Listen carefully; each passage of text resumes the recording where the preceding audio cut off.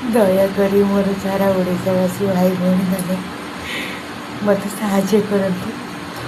ମୁଁ କାଲି ଡାକ୍ତରଖାନା ଯାଇଥିଲି। ଡାକ୍ତର ମୋତେ କହିଲେ ମୋତେ ଓଜନ କମେଇବାକୁ ହେଲେ। ମୁଁ କହିଲି କ'ଣ ରାସ୍ତା ଅଛି? ଗୋଟିଏ ରାସ୍ତା, ବଟିକା ଖାଇଲେ ଶୀଘ୍ର ଆଉ ଓଜନ କମେଇ ପାରିବନି। ଶୀଘ୍ର ଓଜନ ନ କମିଲେ ଜାଲି ଫାଟିଯିବ, ହେଲେ ଇଞ୍ଜେକ୍ସନ୍ ଦେବାକୁ ପଡ଼ିବ। ଇଞ୍ଜେକ୍ସନ୍ ଦାମ୍ ହେଉଛି 8,000ରୁ ଷ୍ଟାର୍ଟିଂ ଅଛି 15,000 ପର୍ଯ୍ୟନ୍ତ। ମୁଁ ସପ୍ତାହକୁ ଗୋଟେ ଲେଖା ଇଞ୍ଜେକ୍ସନ୍ ନେବି, ଆଉ ଗୋଟେ ଇଞ୍ଜେକ୍ସନ୍ ବି ନେବି, 2ଟା ନେବି।